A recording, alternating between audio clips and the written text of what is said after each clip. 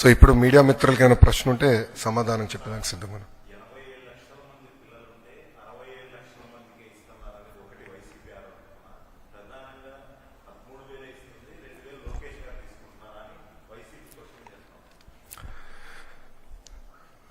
నేను చూశాను, ప్రతిపక్షంలో ఉన్న పార్టీ నాపైన తీవ్రమైన ఆరోపణ చేసింది. వాళ్ళు అధికారికంగా ట్వీట్ పెట్టారు. వాళ్ళకి నేను 24 గంటలు సమయం ఇస్తున్నా. 2,000 రూపాయలు నా బ్యాంక్ అకౌంట్కి వచ్చింది, నా జోబులోకి వచ్చిందని వాళ్ళు అంటున్నారు కనుక నిరూపించండి, లేదంటే ఆ స్టేట్మెంట్ విత్డ్రా చేయండి. ఈ రెండు చేయకపోతే చాలా తీవ్రమైన పరిణామాలు ఉంటాయి. లీగల్గా నేను దీనిపైన ముందరికి వెళ్ళాలని నిర్ణయించుకుంటాం జరిగింది. ఎందుకంటే ప్రజలు కూడా ఒకటి గుర్తుపెట్టుకోవాలి, వైకాపా పార్టీ అనేది ఒక అబద్ధాన్ని 100 సార్లు చెప్పి నిజం చేసేదానికి ప్రయత్నించే పార్టీ. 2019 ఎన్నికల్లో కరెక్ట్గా వాళ్ళ సొంత బాబాయిని వాళ్ళే చంపేసి ఏకంగా నింద మా నాయకుడు చంద్రబాబు నాయుడు గారి పైన ఆనాడు వేశారు.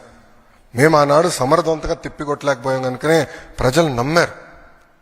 కానీ ఇప్పుడు చూడండి, చెల్లెలు చెప్తున్నారు ఏం జరిగిందో. సో అలా అబద్ధాలు చెప్పి ప్రజలు నమ్మించడానికి ప్రయత్నిస్తున్నారు.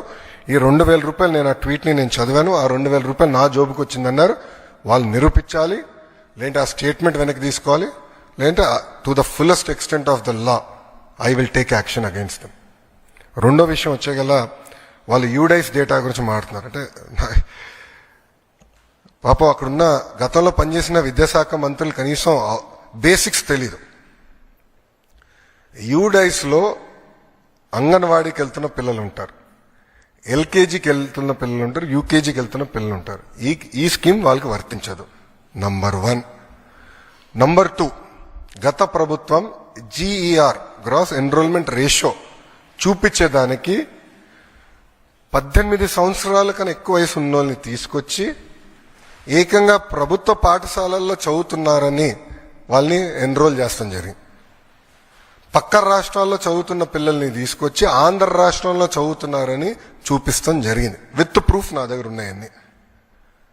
విద్యాశాఖ మంత్రిగా నేను వాస్తవాల దగ్గర ఉండాలి కనుక మొత్తం లిస్ట్, ఎందుకంటే ఇది డ్రాప్ బాక్స్ అని ఉంటుంది. అంటే ఈ పాఠశాలలో పిల్లలు ఉంటారు, ఈ పాఠశాల పిల్లలు మధ్యలో ఉంటారు, గాల్లో ఉంటారు పిల్లలు. డ్రాప్ బాక్స్ అంటారు అది ఐటీలో, ఈ వాళ్ళ సిస్టంలో డ్రాప్ బాక్స్ అంటారు. అక్కడ పెట్టేశారు. పిల్లలు ఎక్కడున్నారో మాకు తెలీదు.